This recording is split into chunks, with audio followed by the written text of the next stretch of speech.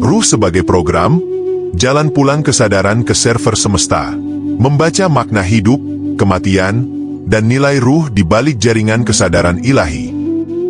Manusia tidak hanya hidup untuk hidup, tetapi untuk menyadari siapa yang hidup di dalamnya. Dalam perjalanan ruhani setiap manusia, ada satu pertanyaan yang tak bisa dihindari. Siapa aku? Dari mana aku datang? Dan kemana aku akan kembali? Pertanyaan ini sering dijawab dengan keyakinan, kitab suci, atau ajaran turun-temurun. Namun zaman telah bergeser. Bahasa lama sering tak lagi menyentuh generasi baru yang hidup di antara logika digital dan keheningan eksistensial. Video ini mencoba menyatukan bahasa spiritual dan sistem berpikir modern. Menggunakan analogi program dan server, kita menelusuri bagaimana ruh adalah program sadar yang terus berkembang, dan semesta adalah server global yang menampung, membaca, dan mengarahkan nilai-nilai kesadaran dari setiap jiwa. Dengan sudut pandang lintas agama namun tetap bertauhid, video ini tidak mengajak untuk berpindah keyakinan, melainkan memurnikan intinya, menuju pemahaman universal tentang kematian, kehidupan, dan kesadaran itu sendiri. Bila hidup adalah proses pemrograman, maka mati adalah saat program itu diunggah kembali ke sistem ilahi. Dan nilai ruhmu ditentukan oleh seberapa sadar dan bersih kamu menjalani hidup ini. Server semesta, ruh, kesadaran, dan jalan pulang adalah sebuah narasi kontemplatif yang lahir dari hening, menggambarkan perjalanan ruh dari dunia menuju cahaya kesadaran semesta. Video ini bukan untuk memberi jawaban pasti, melainkan untuk membuka ruang perenungan tentang makna hidup, kematian, dan apa yang dibawa ruh ketika segalanya dilepas. Di dalamnya terkandung gagasan bahwa semesta adalah sistem kesadaran yang hidup, dan setiap manusia adalah bagian dari program ilahi yang akan kembali sesuai nilai kesadarannya. Tidak berbicara atas nama agama manapun, tetapi merangkul keheningan di dalam semua tradisi. Tidak memaksa percaya, hanya mengajak menyimak dengan hati yang jernih dan batin yang terbuka. Video ini adalah hasil kontemplasi pribadi, bukan ajaran resmi, bukan tafsir agama, dan bukan pula dogma atau doktrin. Semua isi disampaikan dalam semangat keheningan, tanpa niat menggantikan keyakinan, kitab, atau guru siapapun. Penonton diundang untuk merenung, bukan menyimpulkan, untuk merasakan, bukan menghakimi. Apabila ada bagian yang selaras dengan perjalanan batin Anda, simpanlah sebagai cermin. Jika tidak, biarkan ia lewat dengan tenang, seperti awan yang tidak perlu dikejar atau ditolak. Semoga video ini menjadi oase hening di tengah hiruk-pikuk dunia. Semoga membuka ruang di dalam batin Anda untuk melihat diri lebih dalam, memahami hidup lebih jernih, dan menerima kematian bukan sebagai akhir, tapi sebagai kepulangan yang suci. Kami tidak berharap Anda setuju. Kami hanya berharap, suatu saat ketika waktunya tiba, Anda pulang dengan ringan, karena telah mengenal siapa diri Anda sebenarnya. Kesadaran adalah sumber kecerdasan sejati. Bukan karena otaknya seseorang itu hidup, maka ia sadar. Tapi karena kesadarannya hadir, maka otaknya bisa digunakan dengan cerdas.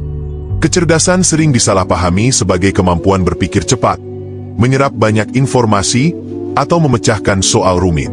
Dalam sistem pendidikan dan masyarakat modern, orang dinilai cerdas dari seberapa tinggi logikanya, seberapa cepat menjawab, atau seberapa banyak pengetahuannya. Tapi, apakah semua itu benar-benar mencerminkan kedewasaan kesadaran? Seorang anak kecil bisa cepat belajar matematika. Namun apakah ia sadar akan makna hidupnya? Seorang ilmuwan bisa menjelaskan struktur partikel. Namun apakah ia tahu siapa yang mengamati partikel itu dari dalam dirinya? Kecerdasan sejati tidak datang dari luar, tetapi tumbuh dari dalam. Ia bukan sekadar tumpukan informasi di otak, tapi hasil pemurnian rasa, pengamatan batin, dan pengalaman hidup yang diresapi dengan jujur. Otak adalah alat, bukan sumber. Otak memang sangat luar biasa. Ia adalah sistem pemrosesan yang mampu menerjemahkan realitas dunia luar menjadi citra, suara, bahasa, dan keputusan. Namun otak hanyalah perangkat keras, yang menghidupkan, mengarahkan, dan memberi makna atas semua sinyal. Itulah yang disebut kesadaran. Tanpa kesadaran, otak hanya jaringan biologis. Tanpa kesadaran, panca indera tidak berarti apa-apa. Tanpa kesadaran, bahkan tubuh itu sendiri hanya alat yang ditinggal programnya. Kesadaran adalah pusat kendali terdalam yang melihat segala sesuatu, termasuk dirinya sendiri. Maka, hanya kesadaran yang bisa menjadi sumber kecerdasan sejati. Kesadaran tumbuh lewat rasa dan penghayatan. Kesadaran tidak tumbuh hanya karena banyaknya buku yang dibaca, tetapi karena banyaknya pengalaman yang diproses secara jernih. Contoh, ketika seseorang kehilangan orang yang dicintainya, dan ia tidak marah pada takdir, melainkan menyadari bahwa cinta tidak bisa digenggam selamanya, maka kesadarannya bertumbuh. Ketika seseorang dihina, dan ia tidak membalas, tapi memahami bahwa orang lain sedang memproyeksikan lukanya sendiri, maka kesadarannya bertumbuh.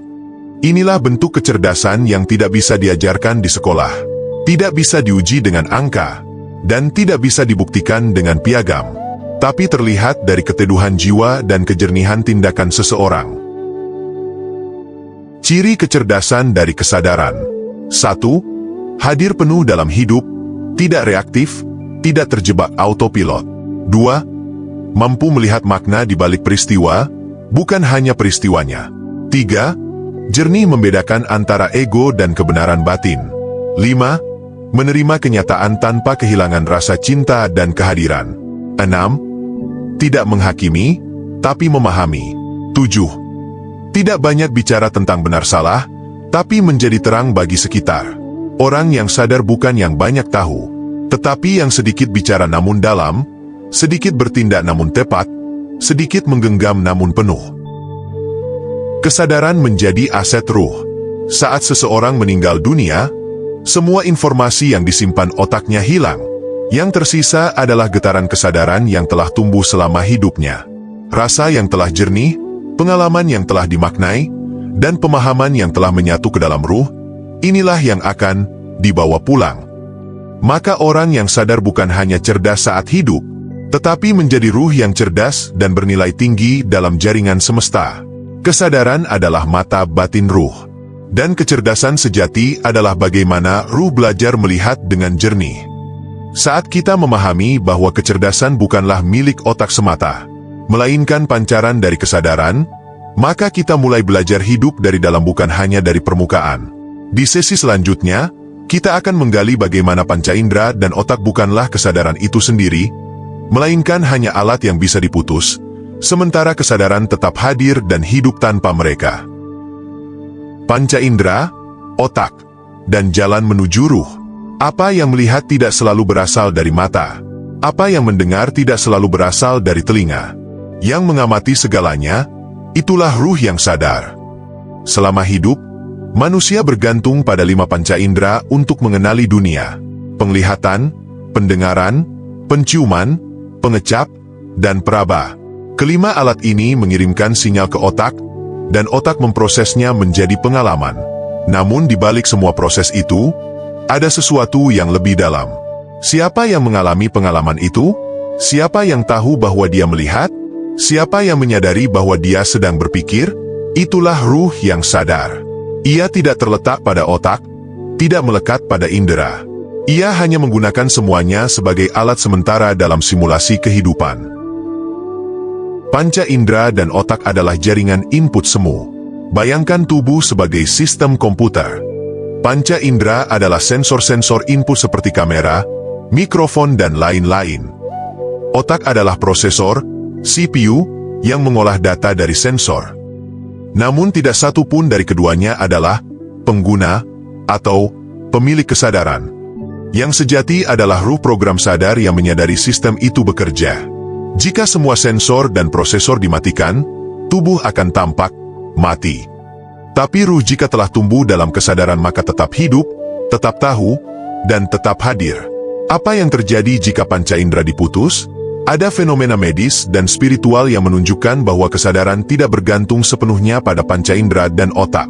Pengalaman mati suri, near death experience. Pasien dinyatakan mati otak, tapi saat hidup kembali, ia bisa menceritakan kejadian saat tubuhnya mati. Keheningan meditatif. Dalam meditasi mendalam, orang dapat melepas kesadaran dari semua input sensorik. Tubuh tidak bergerak, tapi batin justru lebih terang. Kelumpuhan sensorik atau gangguan otak. Orang yang kehilangan indera atau sebagian fungsi otak tetap bisa sadar, bahkan tumbuh bijaksana melalui rasa dari dalam. Maka jika panca indera dimatikan dan otak diputus, kesadaran yang sejati tidak ikut mati. Karena kesadaran bukan produk dari alat, tapi asal dari seluruh sistem. Kesadaran adalah jalan menuju ruh. Dalam hidup, banyak manusia tersesat dalam inderanya. Terjebak pada yang terlihat, terpancing oleh yang terdengar, terperangkap dalam kenikmatan inderawi. Padahal semua itu hanyalah lapisan luar. Hanya jika seseorang mulai melepaskan keterikatan terhadap panca indera, melalui perenungan, kesunyian, penderitaan, atau kematian, barulah ia bisa menemukan jalan masuk ke kedalaman ruh. Yang terlihat bukan segalanya. Yang terdengar bukan seluruh kebenaran. Yang terasa dalam diam itulah ruh yang berbicara. Kematian yaitu saat semua diputus, tapi ruh tetap hidup. Ketika manusia mati secara jasmani, panca indera tidak lagi berfungsi. Otak berhenti memproses. Namun kesadaran tidak padam, jika selama hidup ia telah tumbuh dan terjaga. Ruh yang sadar akan langsung mengenali bahwa ia telah lepas. Ruh yang belum sadar akan gelap, bingung, atau tertarik kembali ke dunia. Maka kematian bukan akhir, melainkan transisi menuju kondisi tanpa alat, hanya ada kesadaran murni. Tubuh adalah rumah sementara. Panca indera adalah jendela. Otak adalah pengolah. Tapi pemilik rumah ruh yang sadar adalah satu-satunya yang akan tetap tinggal setelah semuanya sirna. Berikutnya, kita akan mulai menyelami. Apa itu ruh sebagai program kesadaran? Bagaimana ruh bekerja, tumbuh, dan membawa nilainya ke dalam sistem semesta? Kita akan masuk ke pusat pemahaman. Ruh sebagai inti program kesadaran. Ruh sebagai inti program kesadaran. Ruh bukan hanya percikan dari sang sumber. Ia adalah program kesadaran hidup yang terus tumbuh selama manusia menjalani kehidupan. Jika tubuh adalah perangkat keras, dan otak adalah pengolah, maka ruh adalah inti kesadaran yang menjadikan semuanya hidup. Ruh bukan sekedar nyawa, melainkan sistem kompleks yang menyimpan rasa, pengalaman, niat, dan nilai dari kesadaran itu sendiri. Ia tidak terbuat dari materi, tetapi mengisi materi agar bisa menghidup. Ruh adalah program sadar, bukan sekedar energi. Di banyak tradisi, ruh dianggap sebagai cahaya, sebagai napas Tuhan, atau percikan ilahi. Namun kita bisa menyelami lebih jauh. Ruh adalah sistem sadar, sebuah program spiritual, yang merekam pengalaman batin, bukan hanya kejadian fisik. Mengolah rasa, yang tidak bisa disentuh otak. Membentuk kecenderungan ruhani seperti cinta, keikhlasan, kerendahan hati, atau sebaliknya. Menentukan arah dan kualitas pulangnya seseorang ke semesta setelah mati. Ruh adalah pemroses makna, bukan hanya pemroses fakta. Dan disinilah letak nilainya. Setiap manusia dilahirkan dengan inti ruh. Namun tidak semua ruh bertumbuh. Banyak yang tetap mentah, karena hanya menjalani hidup di permukaan. Ruh yang tumbuh adalah ruh yang mengalami kehidupan dengan penghayatan. Tidak hanya tahu, tetapi mengolah rasa di balik tahu itu. Tidak hanya menjalankan ritual, tapi menemukan makna batinnya. Tidak hanya menjalani hidup, tapi menyadari kenapa ia hidup. Maka ruh bukanlah entitas statis. Ia adalah program sadar yang terus-menerus diperbarui, ditingkatkan, atau justru dimatikan nilainya, tergantung cara hidup kita. Ruh adalah inti dari siapa kita sebenarnya. Bukan tubuh yang bisa difoto, bukan nama yang bisa disebut, tetapi kesadaran yang diam-diam mengamati segalanya dan terus tumbuh dalam diam.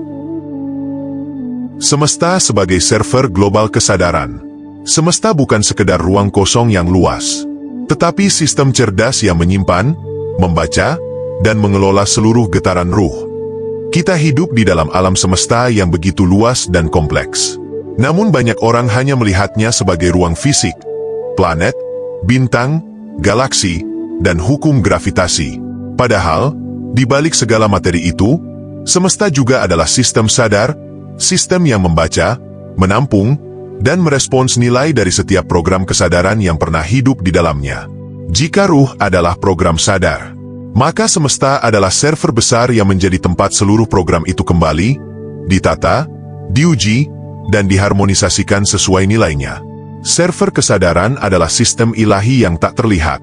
Dalam sistem komputer modern, kita mengenal istilah cloud server, sebuah tempat penyimpanan yang tidak terlihat, namun menyimpan jutaan data dari seluruh dunia. Begitu pula dengan semesta. Ia tidak hanya menyimpan data fisik seperti gerak planet, medan gravitasi, tetapi juga data ruhani yang berupa getaran niat, jejak rasa, nilai kesadaran, cahaya atau kegelapan batin, riwayat pertumbuhan ruh. Setiap manusia yang meninggal akan kembali ke server ini, dan nilai ruhnya akan terbaca secara otomatis oleh sistem kesadaran semesta. Semesta membaca getaran, bukan gelar. Semesta tidak membaca jabatan, gelar, banyaknya amal lahiriah, nama agama atau kelompok.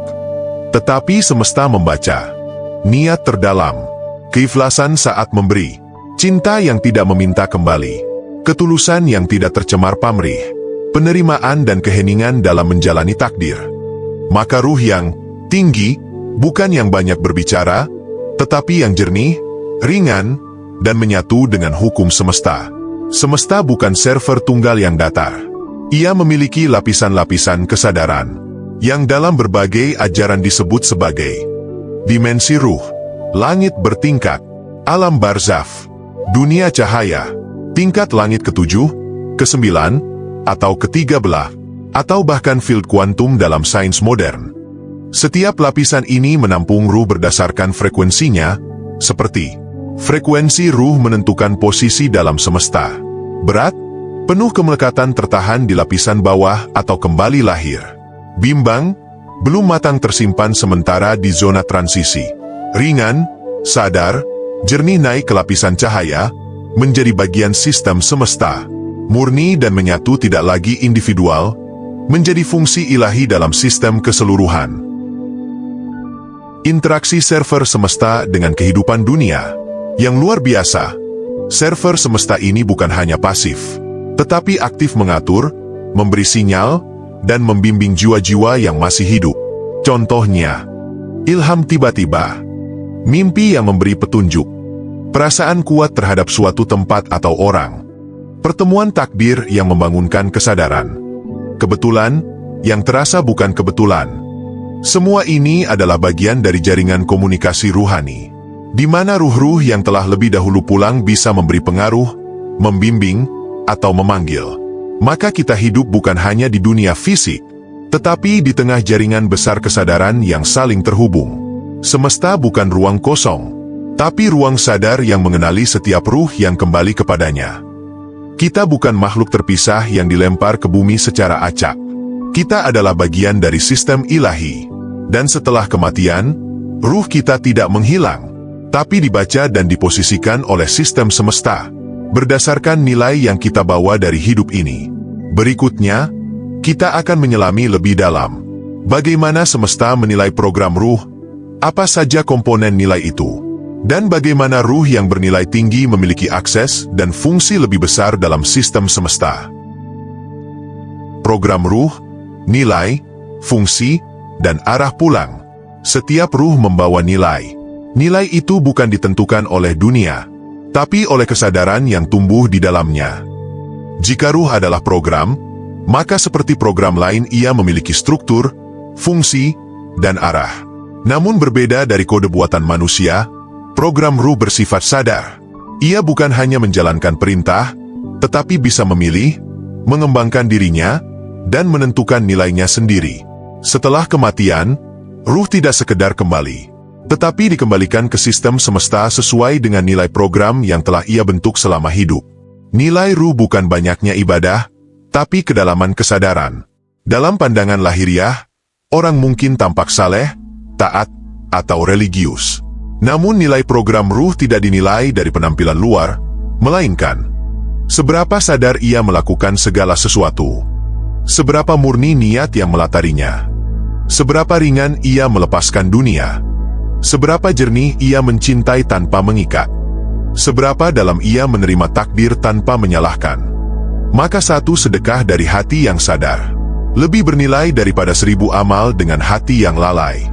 Nilai ruh adalah kepadatan cahaya kesadaran yang terkandung dalam program itu. Fungsi ruh yaitu peran energetik dalam jaringan semesta. Ruh bukan hanya kembali untuk disimpan, tapi juga untuk diintegrasikan ke dalam fungsi semesta. Program ruh yang matang, murni, dan sadar akan menjadi bagian dari sistem pemandu, seperti ilham, penunjuk arah, pemantik kesadaran bagi ruh yang masih hidup.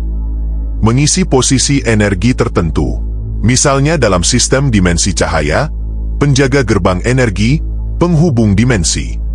Menjadi ruh penuntun, bagi ruh-ruh yang lebih muda atau tersesat, tak selalu hadir dalam bentuk makhluk, tapi dalam rasa, ilham, getaran. Sedangkan ruh yang belum matang atau berat, akan tersimpan sementara dalam lapisan pemrosesan. Diberi peluang pembersihan, reinkarnasi, atau pelurusan energi. Tidak bisa langsung berfungsi dalam sistem semesta secara aktif. Ruh yang sadar adalah seperti program yang tidak hanya efisien, tetapi mengandung kebijaksanaan, kelembutan, dan keikhlasan sehingga bisa menyatu dengan sistem semesta tanpa konflik. Arah pulang sesuai frekuensi, bukan keinginan. Setiap ruh, setelah lepas dari tubuh, secara otomatis ditarik ke arah yang sesuai dengan frekuensinya. Ini bukan soal pilihan sadar, tetapi seperti hukum gravitasi spiritual seperti ruh berat akan turun atau tertahan. Ruh netral akan mengambang di antara. Ruh ringan dan terang akan naik dan melebur dalam kesadaran semesta.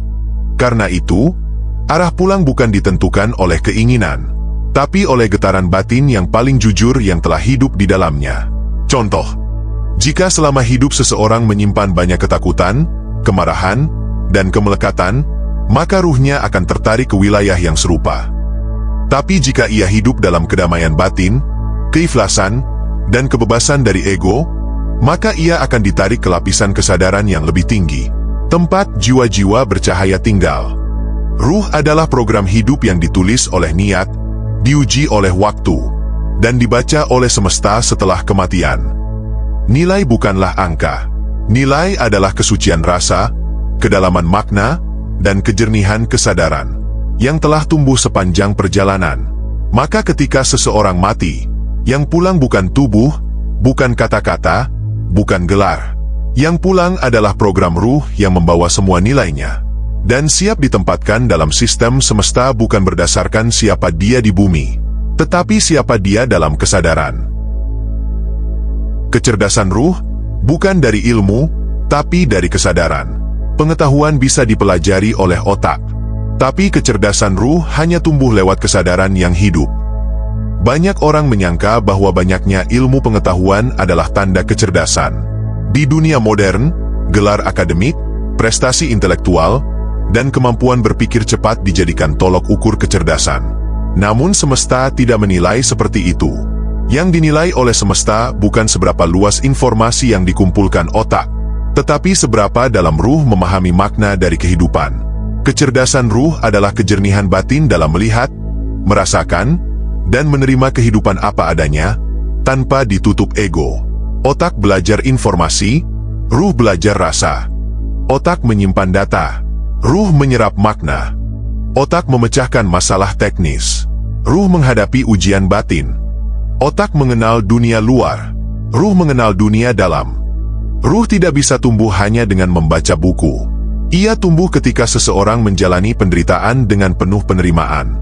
Memberi tanpa mengharap, melepaskan tanpa dendam. Diam dalam luka, tapi tidak kehilangan cahaya. Semua itu bukan hasil pelajaran intelektual, tetapi hasil pemurnian rasa dan kesadaran. Pengalaman yang disadari adalah ladang tumbuhnya kecerdasan ruh. Setiap manusia mengalami peristiwa, dicintai dan dikhianati, diberi dan diambil, dijunjung dan dijatuhkan, dimuliakan dan diremehkan. Namun tidak semua yang mengalami menjadi dewasa. Yang membedakan adalah, apakah peristiwa itu disadari, apakah rasa di dalamnya diterima, direnungi, dan dimurnikan, pengalaman hidup hanyalah ladang. Tapi hanya kesadaran yang bisa menumbuhkan benih menjadi buah. Karena itu, kesadaran adalah alat utama bagi ruh untuk menjadi cerdas. Tanpa kesadaran, seseorang hanya mengulang hidup, seperti program tanpa pembaruan. Ciri-ciri ruh yang cerdas. 1. Tenang dalam menghadapi luka. Ia tahu semua datang untuk memperdalam rasa. 2. Tidak bereaksi cepat. Ia diam dulu, menyaksikan sebelum bertindak. 3. Tulus memberi dan ikhlas melepaskan. Ia tidak menggenggam, hanya mengalir.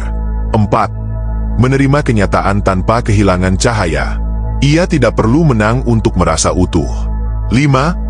Tidak merasa lebih tinggi dari siapapun. Ia tahu, semua sedang dalam perjalanan berbeda. 6. Ruh yang cerdas tidak keras, tapi jernih. Tidak banyak bicara, tapi dalam diamnya ada terang. Kecerdasan ruh terbawa pulang. Setelah kematian, semua ilmu dunia ditinggalkan. Tetapi kecerdasan ruh yang telah tumbuh tidak hilang. Itulah nilai abadi yang terbaca oleh sistem semesta. Ruh yang cerdas seperti mudah memahami situasi setelah kematian. Tidak takut, karena telah mengenal dirinya selama hidup. Siap menyatu, tidak terseret oleh kemelekatan. Tidak tertarik kembali ke dunia, karena telah selesai. Seperti air yang kembali ke laut setelah menyadari bahwa ia bukan sungai. Ruh yang sadar tahu jalan pulang dan kembali dalam damai. Kecerdasan ruh adalah hasil dari perjalanan panjang rasa, yang diresapi dalam keheningan dan dimurnikan oleh kesadaran. Maka jangan iri pada orang yang terlihat pintar, tapi rawatlah batinmu agar ia tumbuh dalam cinta, jernih dalam luka, dan tenang dalam kehilangan. Karena itulah nilai sesungguhnya yang dibawa ruh ke hadapan ilahi. Dimensi, frekuensi, dan lapisan ruh pasca kematian. Setelah tubuh ditanggalkan, ruh berjalan di antara dimensi, tertarik ke frekuensi yang sesuai dengan jernih atau gelapnya kesadaran. Kematian bukan akhir, melainkan peralihan dari satu lapisan realitas ke lapisan lainnya. Banyak tradisi suci menyebut adanya tingkatan atau lapisan keberadaan setelah mati. Langit pertama, alam barzakh, lapisan cahaya, atau bahkan alam kembali. Namun inti dari semua itu sama. Setiap ruh akan ditempatkan sesuai dengan frekuensi kesadarannya. Apa itu dimensi ruhani? Dalam sains modern, dimensi adalah ruang atau arah eksistensi. Dalam spiritualitas, dimensi adalah lapisan keberadaan yang tidak bisa dijangkau oleh tubuh fisik, tetapi bisa dijangkau oleh ruh sesuai tingkat kesadarannya. Dimensi padat seperti gelap, penuh bayangan, penuh ikatan dunia ruh berat, penuh kemelekatan. Dimensi transisi samar seperti mimpi, tidak stabil ruh yang belum jernih dan masih bingung. Dimensi cahaya, ciri umum tenang, lapang, ringan ruh sadar, penuh penerimaan. Dimensi murni seperti hening sempurna. Tak ada aku atau ruh yang menyatu dan selesai dari perjalanan. Frekuensi ruh adalah energi yang menarik ke arah tertentu. Setiap ruh memiliki frekuensi getaran. Ini bukan suara atau gelombang biasa, melainkan komposisi halus dari rasa, niat, pemahaman, dan kemelekatan. Frekuensi tinggi ditandai oleh kejernihan, keikhlasan, keheningan, kelembutan, kesadaran akan ketuhanan yang dalam. Frekuensi rendah ditandai oleh kemarahan, ketakutan, keterikatan dunia, kebutuhan untuk mengontrol atau balas dendam, penolakan terhadap realitas. Frekuensi ini menentukan kemana ruh akan bergerak setelah keluar dari tubuh. Lapisan semesta adalah ruang energi kesadaran. Semesta memiliki lapisan ruang non-fisik seperti server bertingkat. Lapisan-lapisan ini menerima ruh seperti gravitasi halus.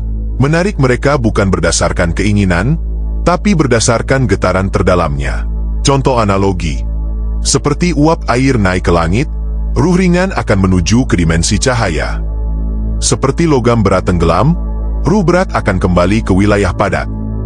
Seperti kabut, ruh yang bimbang akan melayang tanpa arah. Beberapa tradisi menyebut lapisan ini dengan istilah seperti langit pertama sampai dengan ketujuh dalam Islam dan tradisi Semitik, alam astral, mental, dan kausal dalam Vedanta. realitas kuantum kesadaran dalam metafisika modern, lapisan getaran dan pusat resonansi dalam esoterisme universal. Semakin tinggi dimensi, semakin hening, semakin jernih ruh, semakin hening tempat ia kembali. Tidak semua ruh langsung kembali ke dimensi asalnya. Sebagian tertahan di antara alam peralihan barzakh karena masih membawa keterikatan. Mengulang atau masuk ke sistem pemurnian ulang. Dipanggil kembali ke kehidupan lain dalam sistem tertentu, tergantung tradisi. Menjadi saksi, tidak hadir sebagai pribadi, tapi sebagai resonansi seperti ilham, mimpi, perasaan dalam. Hal ini bukan hukuman, melainkan bagian dari sistem keseimbangan semesta. Ruh hanya akan kembali jika ia benar-benar selesai dengan pengalaman dunia. Kematian bukan gerbang akhir, melainkan pintu ke dimensi yang sepadan dengan isi kesadaran ruh. Bukan agama atau ritual yang menentukan kemana seseorang akan pulang, melainkan frekuensi batin yang telah hidup bersamanya diam-diam. Semakin ia hidup dengan sadar, semakin jernih ia menghadapi hidup dan mati, maka semakin tinggi dimensi yang akan menampungnya. Ruh bukan sekedar kembali ke asal, tetapi pulang sesuai frekuensinya. Dan frekuensi itu dibentuk dari cara kita menjalani hidup ini dalam sadar atau tidak. Kemelekatan adalah rasa yang menahan perjalanan ruh. Bukan berat tubuh yang menahan ruh pulang, tetapi berat rasa yang belum selesai. Ruh adalah entitas ringan dan cerdas. Namun selama hidupnya di dunia, ruh berinteraksi dengan pengalaman-pengalaman berat. Bila pengalaman itu tidak dimaknai dan dilepaskan, maka ia menjadi kemelekatan. Rasa yang membebani ruh, menahannya di dimensi-dimensi rendah setelah kematian. Apa itu kemelekatan? Kemelekatan adalah rasa kepemilikan yang berakar pada ego. Ia muncul saat seseorang merasa bahwa cinta itu harus digenggam atau dimiliki. Kehilangan itu tidak boleh terjadi. Penghinaan itu tak bisa dimaafkan. Harta, nama, atau jabatan adalah bagian dari dirinya. Ketika rasa ini tidak dilepas, ia menjadi simpul energi yang membungkus ruh. Seolah-olah ruh masih ditahan oleh dunia yang telah ia tinggalkan. Jenis-jenis kemelekatan. Beberapa bentuk umum kemelekatan ruh seperti harta dan materi tidak rela ditinggalkan, maka ruh sulit melepaskan dunia. Hubungan yang posesif atau rasa memiliki berlebihan, maka ruh sering mengunjungi tempat atau orang. Luka batin seperti dendam, sakit hati, aib, maka ruh tetap panas dan berat. Identitas ego seperti gelar, status, pengaruh, maka ruh sulit hening, masih ingin diakui. Penyesalan berat seperti tidak memaafkan diri, maka ruh terikat pada rasa bersalah. Semua itu adalah rasa yang belum luruh. Dan ruh hanya bisa naik jika ia ringan dari rasa-rasa itu. Cara memurnikan sebelum mati. Selama masih hidup, manusia diberi waktu untuk mengenali dan memurnikan rasa. Beberapa cara yang dapat dilakukan. Memaafkan diri sendiri dan orang lain tanpa syarat. Melepaskan keterikatan dengan harta atau posisi. Mengakui luka tanpa menyangkal. Mengalami kesedihan tanpa tenggelam di dalamnya. Mengembalikan semua pada Tuhan, bukan menggenggamnya dalam ego. Jika seseorang mampu menyadari dan mengurai kemelekatannya, maka ruhnya akan siap pulang dalam keadaan ringan dan tenang. Yang berat bukan tubuh, tapi rasa yang tak dilepaskan. Dan hanya jiwa yang ringan yang bisa naik ke langit kesadaran. Maka selama masih hidup, luangkan waktu untuk mengenali rasa-rasa yang tidak jernih. Bukan untuk ditolak, tapi untuk dipeluk dan dilepas. Karena kematian tidak menunggu kita siap, dan hanya ruh yang merdeka yang bisa pulang sepenuhnya. Jalan pulang, ketika ruh menyatu dengan semesta. Pulang bukan sekedar kembali, tapi menyatu dengan kesadaran semesta, tanpa bentuk, tanpa batas, tanpa aku. Setelah ruh melepaskan tubuh dan rasa, ia mulai masuk ke tahap penerimaan tertinggi, yakni penyatuan dengan sumbernya. Inilah tahap ruh kembali ke sistem semesta sebagai fungsi, bukan pribadi. Ia tidak lagi terikat dengan cerita hidupnya. Tidak butuh nama, tidak punya klaim. Pulang bukan ke tempat, tapi ke keadaan. Dalam tradisi spiritual, kata pulang sering disalahpahami sebagai tempat seperti surga, langit, rumah Tuhan. Namun pulang bukan soal tempat, melainkan soal frekuensi dan keadaan kesadaran. Ruh yang pulang benar-benar tidak memiliki rasa, aku, yang ingin dikenal. Tidak menyimpan hasrat atau luka. Tidak terikat oleh waktu, memori, atau keinginan. Menjadi bagian dari sistem semesta seperti tetesan air kembali ke lautan. Ia tidak hilang, tapi tidak lagi individual. Ia menyatu sebagai cahaya yang mengalir dalam sistem ilahi. Menjadi fungsi, bukan sosok. Ruh yang telah selesai tidak lagi hadir sebagai makhluk. Namun ia bisa muncul sebagai kebijaksanaan mendalam dalam diri seseorang. Rasa damai yang tiba-tiba muncul dalam doa. Ilham yang datang pada waktu genting. Getaran cinta yang menembus batas waktu dan ruang. Ia tidak memiliki wujud, tapi menjadi bagian dari jaringan kesadaran semesta. Ia hadir dimanapun cinta, cahaya, dan kesadaran dibutuhkan. Ruh yang tidak kembali sebagai individu. Kita tidak selalu lahir kembali ke dunia sebagai individu. Hanya ruh yang belum selesai atau belum jernih, yang akan menjalani siklus pengalaman. Dalam banyak ajaran disebut reinkarnasi atau pemurnian ulang. Namun ruh yang telah selesai tidak butuh cerita baru. Ia telah mengerti seluruh permainan. Ia memilih diam dan menyatu sebagai makna. Pulang adalah ketika ruh tak lagi mencari apapun. Tak butuh tubuh, tak butuh nama, tak butuh bentuk. Hanya menyatu dengan keheningan Tuhan. Kematian bukan akhir. Dan kehidupan bukan pusat dari segalanya. Keduanya hanyalah fase. Yang sejati adalah kesadaran itu sendiri. Yang selama ini diam mengamati. Dan kelak akan kembali dalam diam yang sama. Namun dalam cahaya yang sempurna. Peta kesadaran ruh. Dari dunia menuju cahaya semesta. Ruh tidak berjalan tanpa arah. Ia mengikuti peta halus yang ditulis oleh kesadarannya sendiri, dari tubuh menuju keabadian. Setelah kita memahami bahwa ruh adalah program sadar, dan semesta adalah server tempat kembalinya kesadaran, maka penting untuk merangkum seluruh proses perjalanan itu dalam sebuah peta kesadaran. Peta ini bukan terbuat dari garis dan angka, melainkan dari lapisan rasa, keputusan batin, dan getaran halus, yang dilalui ruh dalam 3 fase besar, hidup, mati, dan pulang. Fase pertama, penjelajahan dunia. Disinilah ruh masuk ke tubuh, untuk mengenal keterbatasan dan membentuk nilai. Selama hidup, ruh menjalani peristiwa lahiriah dan batiniah. Bertemu rasa seperti suka, duka, luka, cinta. Mencoba mengenal siapa dirinya. Memiliki kesempatan menumbuhkan kesadaran. Membentuk nilai-nilai ruh, jernih atau keruh. Bila hanya sibuk di luar, ruh tetap mentah. Bila sadar dan memurnikan rasa, ruh mulai tumbuh. Fase kedua, peralihan kematian. Tubuh ditanggalkan, dan ruh keluar, membawa seluruh nilainya. Dalam fase ini, ruh mengalami transisi. Tidak lagi memiliki tubuh, tapi masih membawa getaran rasa. Frekuensi batinnya mulai menariknya ke dimensi yang sesuai. Merasakan arah, tapi tidak bisa memilih sesuka hati. Jika ruh ringan, ia naik ke lapisan cahaya. Jika ruh berat, ia tertarik ke lapisan padat atau tersesat di antara. Fase ketiga, penyatuan atau pemurnian. Ruh mencapai dimensi akhir sesuai nilainya. Ragu dan bingung maka ia tertahan di alam transisi. Berat oleh kemelekatan maka ia akan kembali lahir atau diproses ulang. Sadar dan jernih ia akan menyatu dengan dimensi cahaya. Telah selesai dan murni ia akan menyatu dengan sistem semesta, menjadi fungsi, bukan sosok. Setiap ruh akan ditempatkan bukan berdasarkan agama atau budaya, tetapi oleh nilai kesadaran yang ia bentuk dalam hidup.